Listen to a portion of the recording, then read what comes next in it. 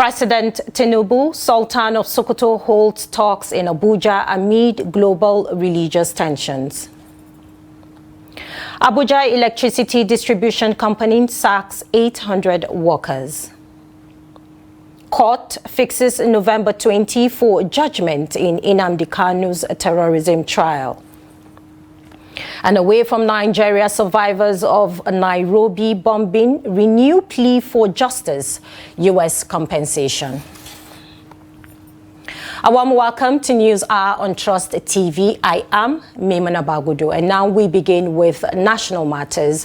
President Bola Tinubu on Friday met with the Sultan of Sokoto, Mohammed Saad Abubakar III, at the State House Abuja in what officials described as part of ongoing consultations with religious and traditional leaders across the country. The closed-door meeting comes just days after Tinubu's engagement with Archbishop Ignatius Kaigama of the Catholic Archdiocese of Abuja. Now, according to the President's Special Assistant on Social Media, Dada Olusegun, the interactions are aimed at promoting dialogue, mutual understanding, and social trust among Nigerians' diverse communities.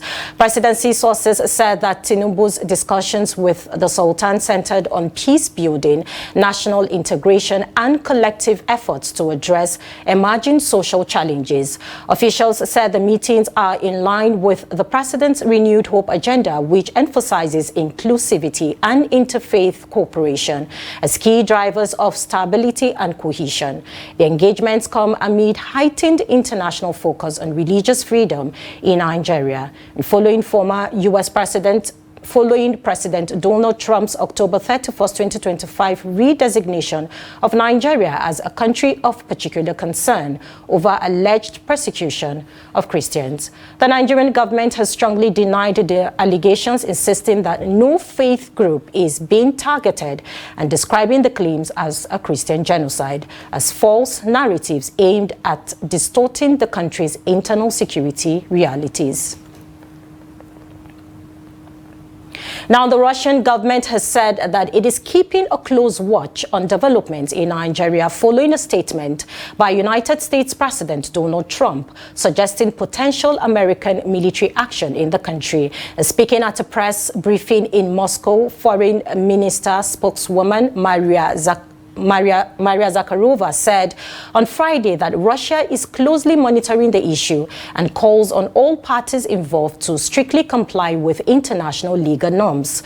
On November 4th, Trump said he had directed the Pentagon to draw up options for the possible military measures against terrorist groups in Nigeria, claiming the move will be aimed at protecting Christian communities there. Zakharova urged Washington to act responsibly and within the bounds of international law. In a post on his Truth social platform last Friday, Trump described Christianity in Nigeria as facing an existential threat from radical Islamist groups. And now the Abuja Electricity Distribution Company has commenced a sweeping retrenchment exercise affecting about 800 employees, even as Nigerians continue to reel under rising inflation, soaring levy costs, and erratic power supply. The mass layoff, which began on Wednesday, follows months of internal restructuring at the utility firm, which serves the Federal Capital Territory, Kogi, Niger, and Nasarawa states. A report said the management had initially proposed to sack 1,800 workers before reducing the number to 800 after a series of tense negotiations with the National Union of Electricity Employees and the Senior Staff Association of Electricity and Allied Companies. A sample of the disengagement letter titled Notification of Disengagement from Service dated November 5th, 2025 and signed by AEDC's Chief Human Resources Officer Adeniyi Adejola confirmed that the exercise was part of an ongoing right-sizing process. The letter also stated that all affected staff would be paid their due entitlements upon completion of an exit clearance process. And now there was tension in Jalingo, the Taraba state capital, on Thursday as individuals identified as ghost workers staged a protest at the T.Y. Danjuma house demanding their reinstatement and payment of 4 months outstanding salaries. The protesters, who insisted they were genuinely employees wrongly tagged as ghost workers despite completing the state government verification exercise, appealed to Governor Abu Kefas to intervene and resolve their grievances. The report. Chanting solidarity songs and carrying placards with inscriptions such as "Pay us our salaries" and "4 months, no be 4 days," the demonstrators lamented the economic hardship caused by their removal from the state's payroll.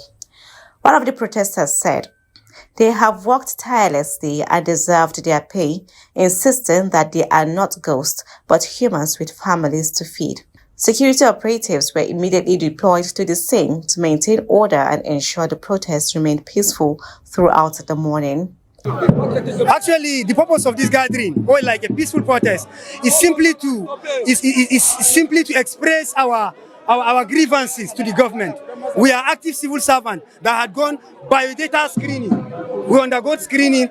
After screening, all of a sudden they removed us from payroll. We don't know why. Some of us have been there in civil service for the past 12 years. Some of us 5, 2, and whatever, and beyond.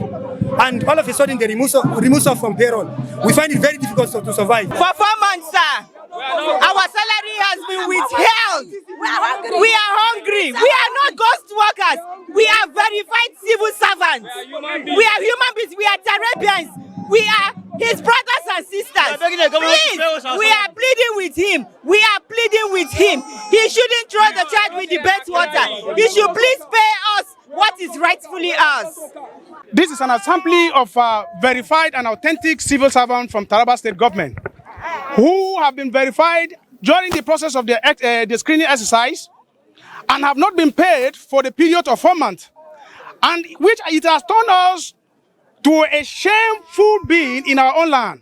We now live in shame of not being responsible to our families. We couldn't do things we could do. We are very much hungry, and we try to reach out to other sources to find explanations to what is happening, but nobody is saying anything. So we decide that since we have a people-friendly governor, our own father, the governor who listens to people, so we now see it as an opportunity not to reach out to other people again, but rather to come right to the government house and see the governor and then talk to him, explain our grievances to him, and then seek for his support to help us out of this situation we have found ourselves in. Addressing the protesters, Governor Kefas assured them that workers with verified employment records will begin receiving their payments from Monday. If you are a civil servant, you have to go in the system. That means tomorrow you are going to be the leader. Yes, sir. Yes, sir. If the foundation is faulty, yes, sir, nothing good can stand. Exactly. Yes, sir. And that is why we have to build a very solid foundation. Yes, sir. I have told them that I want to know those that were employed properly. I want to know those that were not properly employed. I want to know those that are ghosts, so that we'll be able to perfect everything. He added that those with irregular employment details would have their cases reviewed to determine their eligibility for payment. Now, the Federal High Court in Abuja on Friday fixed November 20th for the delivery of judgment in the terrorism case brought against the detained leader of the indigenous people of Biafra, Nnamdi Kanu. Justice James Omotosho announced the date while ruling on the matter after Kanu failed to open his defense, having exhausted the 6 days allocated to him by the court to present his case. The judge held that since Kanu failed to utilize the opportunity granted to him to conduct his defense, he could not claim to have been denied his constitutionally guaranteed right to a fair hearing. Meanwhile, Kanu on Friday made a motion challenging his trial on the grounds that terrorism was no longer an offense in Nigeria. And speaking to journalists shortly after the court proceedings, the lawmaker representing Umuahia South Federal Constituency in the House of Representatives, Obi Agwocha, pleaded for political settlement. So this is a political trial veiled as a criminal trial. And for the stability of the Southeast and for the stability of of Nigeria in a whole to bring to end the civil war that was fought in 1967 means that the president should please look at the totality of Nnamdi Kanu's trial and bring an end to this charade, a travesty of injustice, bring an end to it so that the Southeast can be peaceful again, Nigeria can be peaceful again. The factional leader of a People's Democratic Party, PDP, has inaugurated its newly reconstituted factional board of trustees at the FCT's minister's official residence in Abuja, with factional national chairman Abdurrahman Mohammed declaring that the event marks a new era of renewal, discipline and accountability within the party. Habibat Ajayi has more.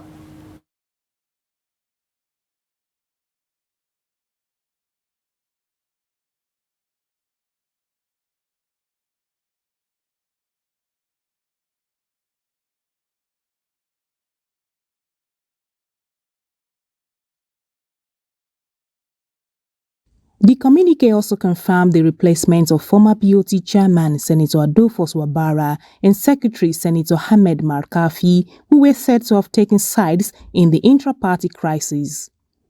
Senator Mao Unwabua and Issa Dansidi were unanimously elected as the new chairman and secretary, respectively. Speaking during the inauguration, Mohammed says the exercise symbolizes a return of the PDP's founding values of justice, fairness and respect for the rule of law. The PDP was not just another political organization. When it was founded, it was a national movement, a coalition of dreams that build on the belief that democracy must unite rather than divide it, to build rather than to break, and to serve rather than to dominate. It was this conviction that made the PDP a household name in the pride of Nigerian democratic journey. Following the inauguration, the newly elected BOT chairman, Senator Mao Unwabua, read a communique issued at the end of the board's inaugural and emergency meeting, in which the factional BOT called for the postponement of the party's forthcoming national convention pending the outcome of an appeal against the October 31st Federal High Court judgment. The BOT reaffirms that the PDP remains one indivisible, united and democratic family, firmly committed to the ideals of justice, equity and progress, the founding ethos of our great party. The BOT recognizes the authority of all legally constituent organs of this party and reiterates its confidence in the ongoing efforts to restore internal order, discipline, and constitutional adherence in line with the judgment of the Federal High Court delivered here in Abuja on October 31st, 2025. Senator Unwabua emphasized that respect for judiciary processes and constitutional order demanded that the PDP suspend the convention until the Court of Appeal delivers its ruling. Habibat Ajayi, Trust TV News, Abuja.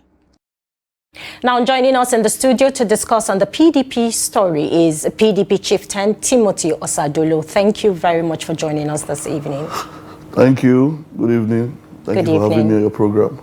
You're welcome. So let's jump right in. Now, we've seen yet another faction emerge within the PDP. With a new board of trustees inaugurated, what exactly is fueling this persistent internal division in your party?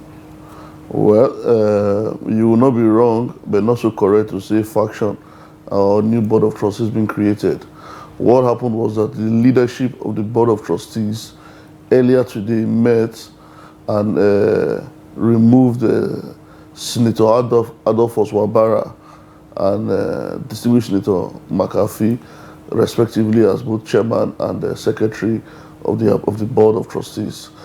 The reason being that the both gentlemen have become too complicit and too involved in the crisis that has been ravaging the party, and as people that have lost the locus to mediate and midwife the process towards reconciliation, the Board of Trustees, in its wisdom, had to ask Senator Wabara to excuse the office of a chairman, and therefore, in its wisdom, elected the distinguished Senator Mao Hambowa to continue from where Adolphus Wabara had stopped, and with a mandate to return the BOT back to its glory days as the conscience of the party, which it was fast losing. All right, since you said it's not a factional part, so let me ask you, from your understanding, how legitimate is this new leadership? Does it represent a genuine reform movement or just another struggle for power, as Nigerians, said that the PDP internal crisis is more of a struggle for control of power? Remember, the BOT is not an organ of the party, it's an advisory body. So the issue of struggle for power does not arise. It's a body of elder statesmen and women who sit down to give advice to the NWC, to NEC, and to the Governors Forum, which is also an advisory group to the PDP. So, but the truth is this: the BOT plays a major role in stabilizing the party. So, therefore, when the membership of the BOT saw that the leadership was complicit, it met and had to do away with Senator Adolphus Wabara, who was neither making a forward movement or backward movement, and who seemed to be enjoying the imbroglio that the party was going through. So for me, it's a breath of fresh air, and I also like to formally use this medium, which is a national medium, to say congratulations to distinguished Senator Mao Hambowa, and urge him not to make the mistakes or walk the pitfalls that Senator Adolphus Wabara walked on and slipped on. So let's look at the communique that was signed and announced the replacement of Senator Adolphus Wabara and also Senator Ahmed Makarfi. Were these changes in line with the party's constitution? Well, it is clear that it's only the BOT members that can sit and elect a BOT chairman for the group. So it is not something that the NWC can do. It's not something that NEC can do. It's only the BOT that can do that.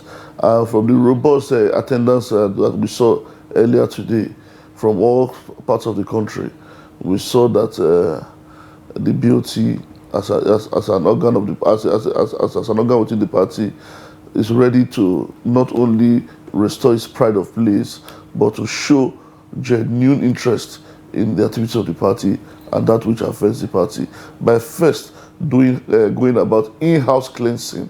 It is when the man's hands are clean that's when you can look at the next man's own and say, please wash your hand.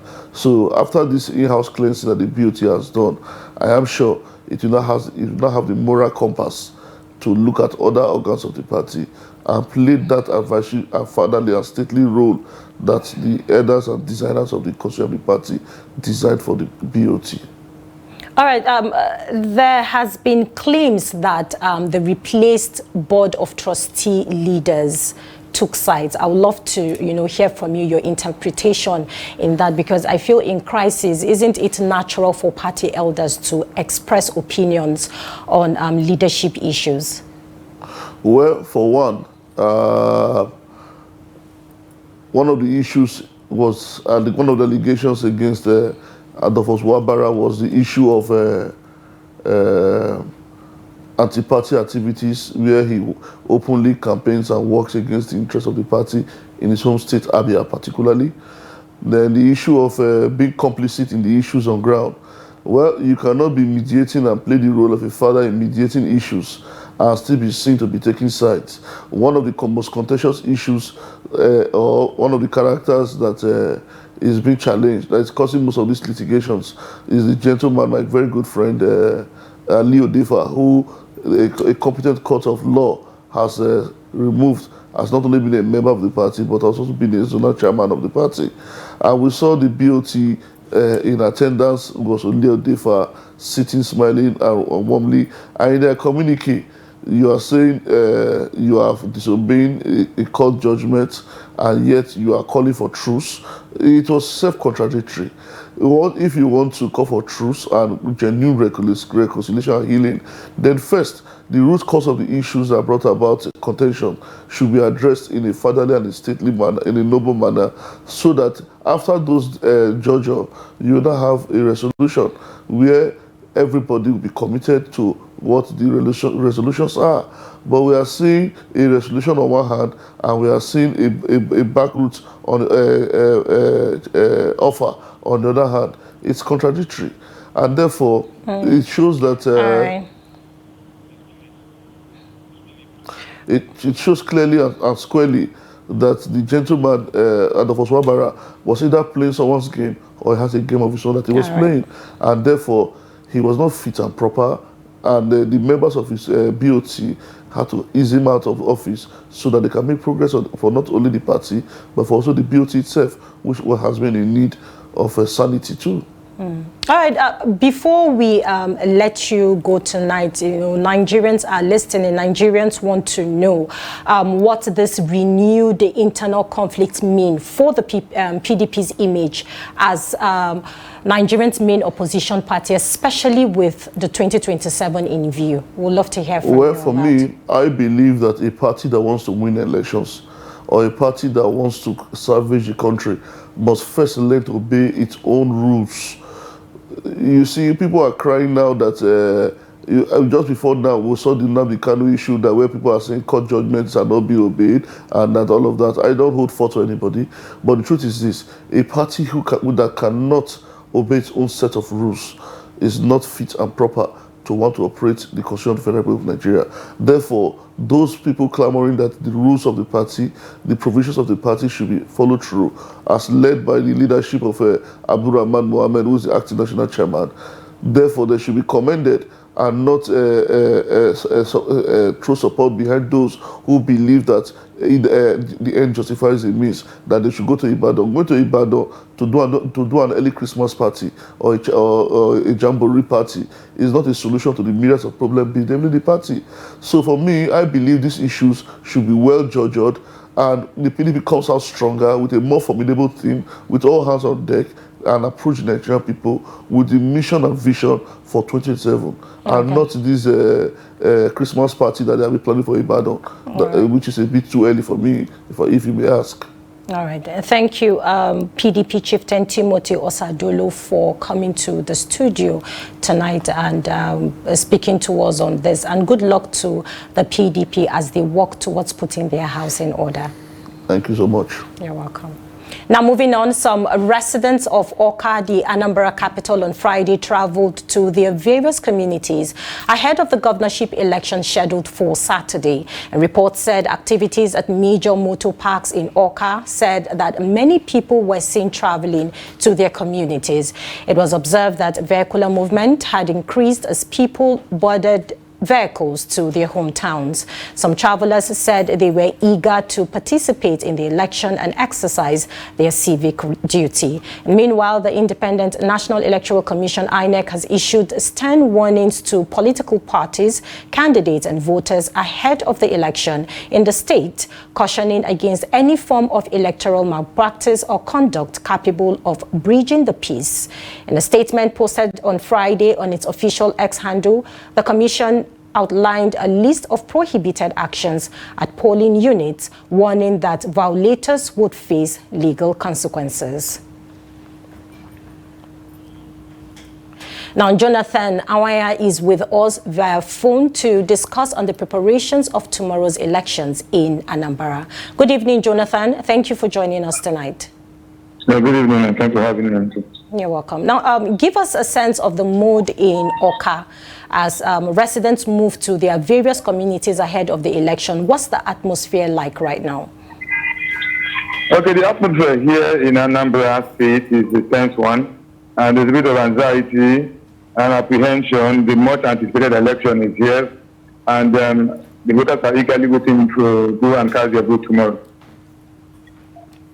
And the various motor parks visited, we saw large turnout of commuters who are just going back to their villages or to their place of voting.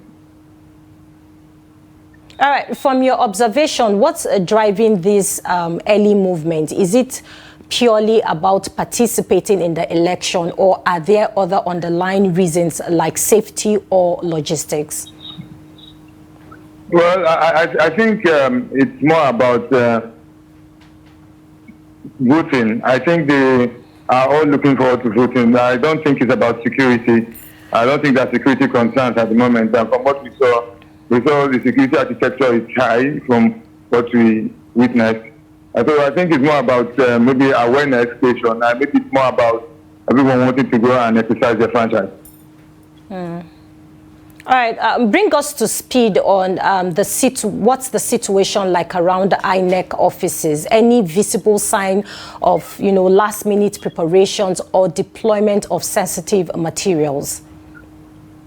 Okay, I understand that materials have been moved from the INEC headquarters to the local government, and I'm also aware that at the INEC level here in Oka, we met electoral observers, and we met other persons who expressed satisfaction with the level of preparation by INEC. So, from your interactions with voters, what are their expectations going into tomorrow's governorship poll? Okay, for interactions with voters, they strongly believe that this is a credibility test for Professor Joash Amukuta, being his first assignment as INEC chairman, and they are looking forward to a very credible poll.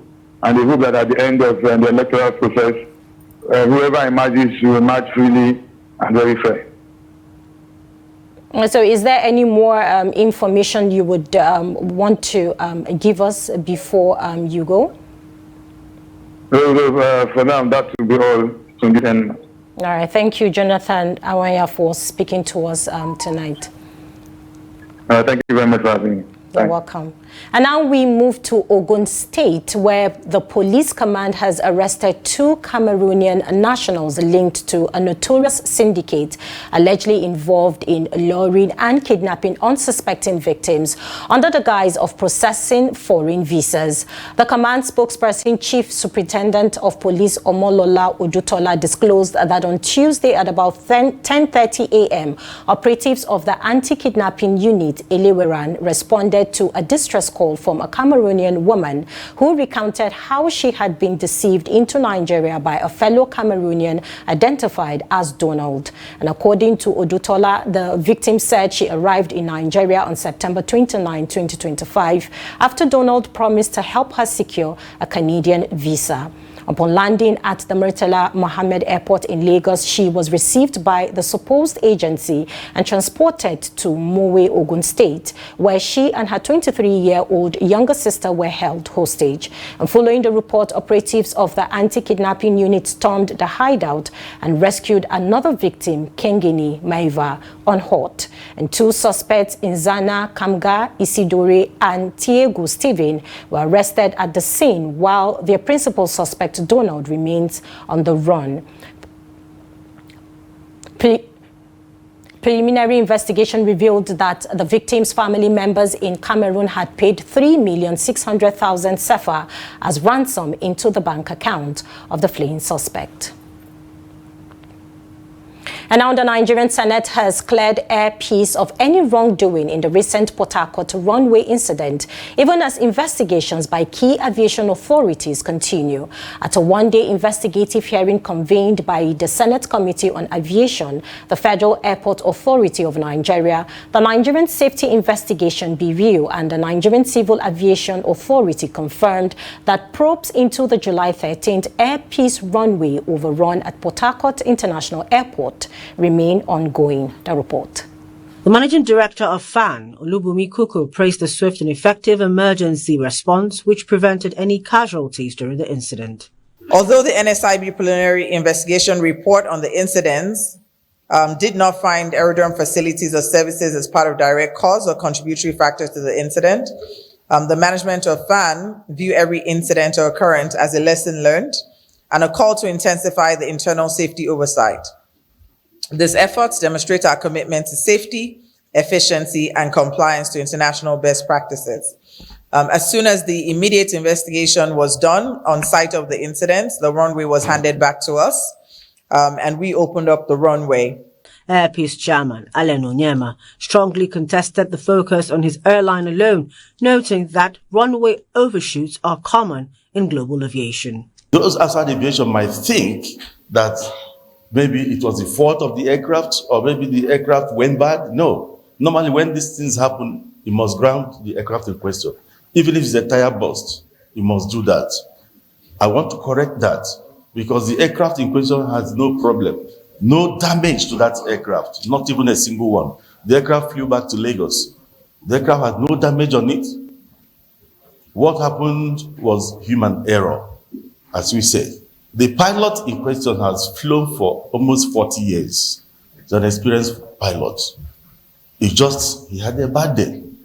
Following heated discussions, a closed-door meeting was held with Senator Abdul Fattah Buhari, chairman of the Senate Committee on Aviation, and all stakeholders. After careful review, the committee cleared Air Peace of blame, citing inconsistencies in the NSIB's preliminary report that could harm Nigeria's aviation reputation if left unchecked. You were there at the beginning, and you know it's about security and it's about confidence.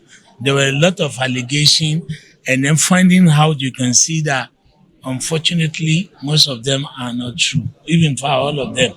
Like I said, even the day they minuted it to us that overshooting runway is an incident that happened everywhere in the world. Senator Buhari also hinted at possible new legislation to require federal agencies and officials to patronize domestic airlines aiming to boost Nigeria's aviation sector. And now moving on, the Minister of Agriculture and Food Security, Senator Abubakar Kyari, has said that Governor Uba Sani has transformed the agro-industrial landscape of Kaduna State within 2.5 years. Speaking when he led a delegation of commissioners of agriculture from the 36 states of the country on a courtesy call to Sir Kashim Ibrahim House on Wednesday, he noted that the governor has become a point of reference in the agriculture and agro-industrial sector in Nigeria. Let's take a look.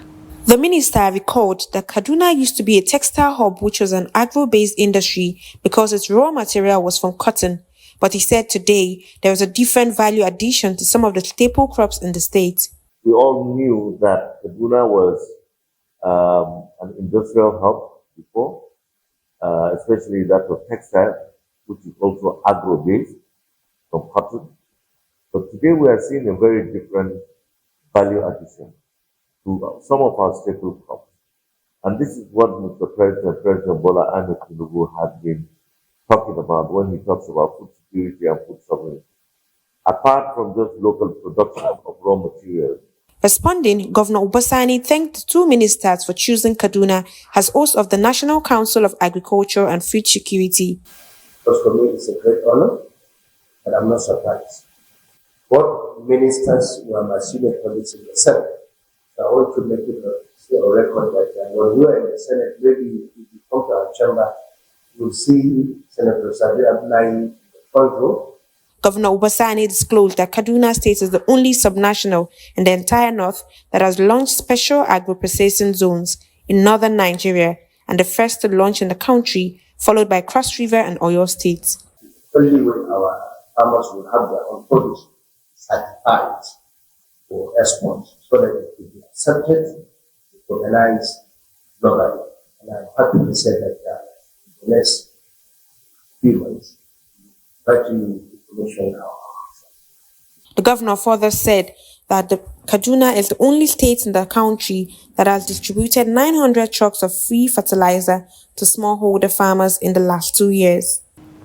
And now moving on to more stories, the newly appointed Chief of Army Staff has prioritized frontline troops' welfare and end to insurgency in the Northeast region. He stated this during his first official visit to Borno State. And Trust TV's Beatrice Kuriti reports.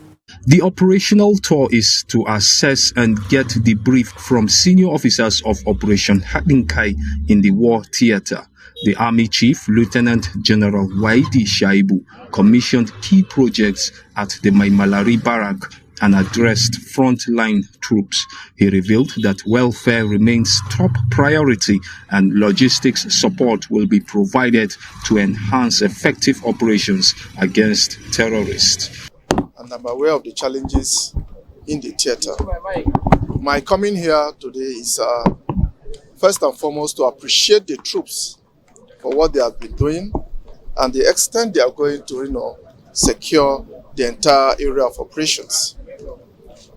Motivating the troops, I intend to, uphold the soldier-first concept of my predecessor and will do everything to improve on that concept to ensure that our soldiers get what is due to them on time, and going forward, we'll see how we can extend that to both their families at home while they serve their fatherland.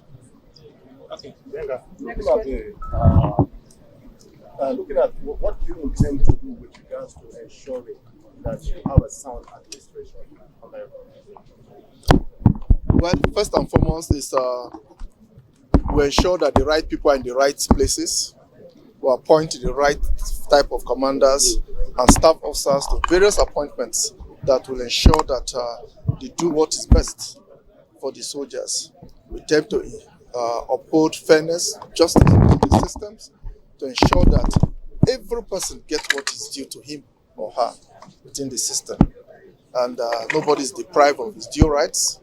And we'll continue to uphold that, and knowing fully well that the moral concept of fighting power is key to achieving our desired end state. The army chief also paid a courtesy call on the Shehu of Borno, where he urged continued cooperation with the military and traditional leaders to mobilize communities for intelligence sharing. Bitrus Kuruti, Trust TV News, Maiduguri. In another story, soldiers stationed around the Gero community in Jos South local government area of Plateau State allegedly killed a 17-year-old herder, Mohammed Usman, around the area on Friday morning. And chairman of the Mieti Allah Cattle Breeders Association of Nigeria, MACBAN, in Bassa local government area, Yao Idris, confirmed the incident to journalists in Jos, stating the deceased was from Bassa local government area grazing around Jos South. The MACBAN chairman also said the deceased is an orphan whose father was killed recently by gunmen. Yao explained that the herder was shot dead by soldiers while grazing in the area, and the cattle were subsequently moved to their operational base in Jos South. Yao condemned the killing and called on the GOC 3 Division and Commander Operation Enduring Peace to ensure justice for the victim, adding that he had informed the DPO and the DSS in Bassa local government area on the incident. Major Samson Zakom, spokesperson for Operation Enduring Peace, a security task force maintaining peace in the state, whose soldiers were allegedly responsible for the killing, had yet to respond to an inquiry by our correspondent at press time. Governor Mahamudu Inuwa Yahaya of Gombe State has flagged off the construction of a 7.5 megavolt injection substation and other power project aimed at energizing the Muhammadu Buhari Industrial Park in Dadunkuwa. The project, executed by the Niger Delta Power Holding Company, is designed to boost electricity supply for industries and stimulate economic growth in the state while providing 20,000 direct and indirect jobs. Hassan Lawan Koli has more. Speaking at the flag-off ceremony, Governor Inuwa Yahaya described the project as a vital link between vision and reality in his administration drive for sustainable industrialization and economic diversification. He said the 7.5 MVA substation will connect the Muhammadu Buhari Industrial Park directly to the national grid, making it the final piece needed to operationalize the park and unlock its full potential. The governor explained that the initiative aligns with Gombe's Domesticated Electricity Act, which empowers the state to generate, transmit and distribute power to local industries.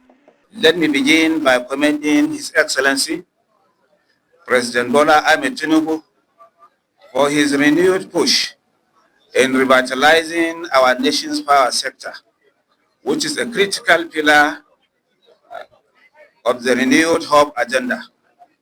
We are grateful for Mr. President's support and for the fruitful collaboration between the federal government, its agencies, and the state governments across many areas in the Federation.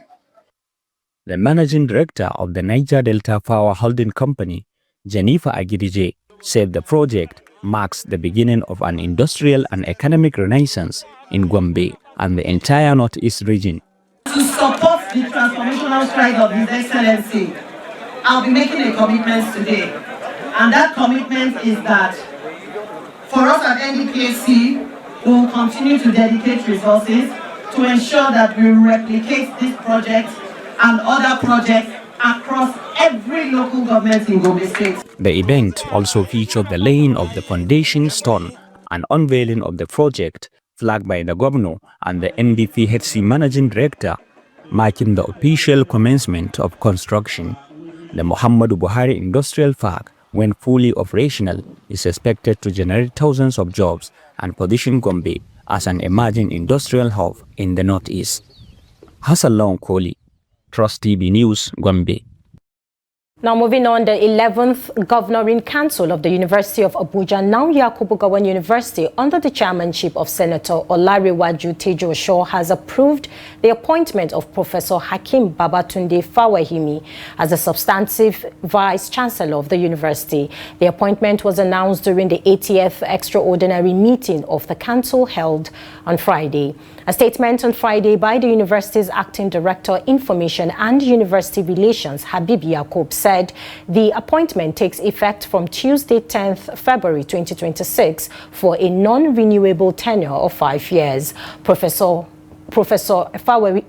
Efawahimi is currently the Vice Chancellor of the Nigerian British University, a conventional private institution in Lassa, Abia State. And meanwhile, the Council has approved the extension of the tenure of the acting Vice Chancellor, Professor Matthew Adamu, until February 10, 2026.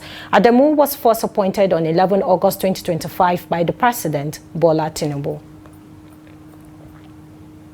Now, environmental activists have staged a peaceful rally in Abuja calling for the protection of smallholder farmers and greater scrutiny for industrial or factory farming practices in Nigeria. The protesters say multinational agribusinesses are threatening local food systems, livelihoods, and the environment, hence the need to secure their sustainability. Habibat Ajayi has more on the report.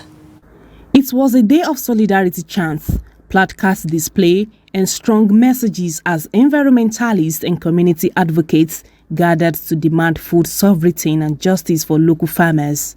The rally focused on the growing dominance of industrial farming, often called factory farming, which the protesters say undermines local food production and harms the environment.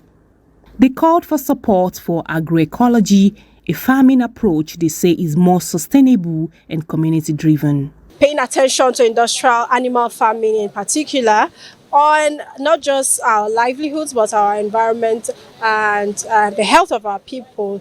And often people ask the question if smallholder farmers can feed the world. I think what we should be asking is, can industrial agriculture feed the world? Because so far we have, there's not been any record of a country that has achieved food security or food sovereignty for that matter based on industrial farming. Rather, we've had countries like Tanzania achieve food sovereignty over 100%, by empowering the local farmers. And that's one of our objectives here, to campaign for increased support for the local farmers, which research has it that they provide food for more than 70% of our people. Environmentalists warned against the entry of multinational corporations such as Brazil's JBS, accused globally of poor environmental practices.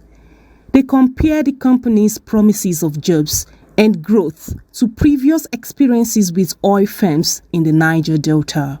A company, JBS, is coming to Nigeria, and we are asking questions. Have you done an environmental impact assessment? Have you consulted with the communities? What modalities have you put in place to ensure that everybody is carried on board? And where would the land come from? Factory farming is high demand on land, high demand on feed, high demand on water. We're talking about large scale.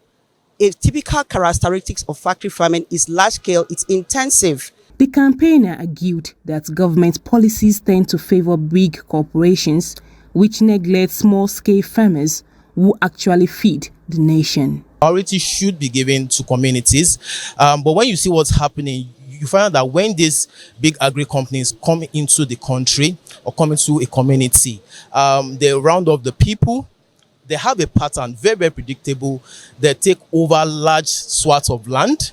They take over the livelihood of young people, women.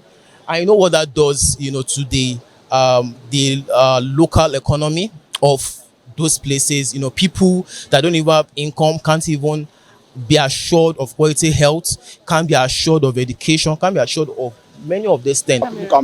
People can make an informed decision. That's the essence of mobilizing people for this one. So we are seeing that JBS, we are not anti-development. We are not the government should not bring in investors. But have they done necessary EIA, that is environmental impact assessment? The rally ended with a solidarity walk and renewed calls for policies that prioritize small farmers, protect the environment, and promote safe, locally grown food. Habibat Ajayi, Trust TV News, Abuja. Now, the Nigerian Center for Disease Control and Prevention, NCDC, has confirmed that 176 people have died of Lassa fever in Nigeria. The latest epidemiological report released by the NCDC stated that as of epidemiological week 43, 2025, the case fatality rate now stands at 18.4%, up from 16.6% recorded during the same period in 2024. Lassa fever, described by the World Health Organization as an acute viral hemorrhagic illness caused by the Lassa virus, is transmitted primarily through contact with food or household items contaminated with the urine or feces of infected Mystomes rats. According to World Health Organization, the disease is endemic in the rodent population across parts of West Africa. As of week 43, Nigeria has reported a total of 955 confirmed cases. In total, for 2025, 21 states have recorded at least one confirmed case across 102 local government areas. You're still watching News Hour on Trust TV. The news continues after the break. Stay with us. Welcome back, and now we move to business, where the Naira appreciated again on Thursday against the US dollar at the official foreign exchange market, a second gain this week. According to the Central Bank of Nigeria, the Naira strengthened to 1,436.74 Naira per dollar, up from 1,438.49 Naira on Wednesday. At the black market, the currency also firmed to 1,445 Naira per dollar compared to 1,450 Naira the previous day. The appreciation follows a rise in Nigerians' external reserves, which climbed to $43.28 billion as of November 4th, 2025. Now, away from Nigeria, the wait for compensation for survivors and families of victims of the U.S. Embassy bombing in Nairobi continues. On Thursday, the ruling in a case where they want court to compel the Kenyan government to seek compensation from Washington on their behalf was deferred, with the judge saying he needed more time to study the case. The complainants who had gathered at the court protested the postponement, accusing the justice system of ignoring their suffering. Others said that their quest for justice was being politicized, pointing at the visit of U.S. Vice President J.D. Vance to Nairobi later this month as the possible reason for the delaying the verdict. The U.S. government has only compensated American victims and embassy staff to date. More than 5,000 Kenyan survivors and relatives of victims have joined the class action lawsuit filed in 2021. And in sports, the 2025 Confederation of African Football CAF Awards will take place in Rabat, Morocco on Wednesday, 19th November 2025.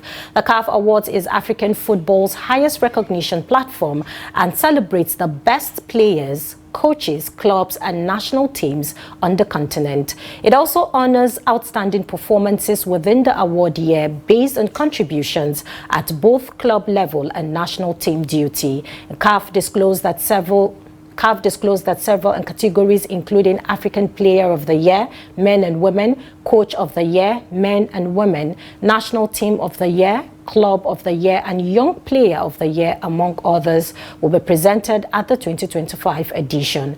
According to the Continental Football Body, each category is determined through a voting process involving national team coaches, captains, CAF technical experts, and media representatives selected across the continent. The choice of Rabat further reinforces Morocco's rising status as a major host hub for African football events. With that, we've come to the end of News Hour on Trust TV. Do well to follow us on all of our social media platforms and subscribe to our YouTube channel for more news. I am Nnamdi Kanu. Thanks for watching. Have a great weekend and good night.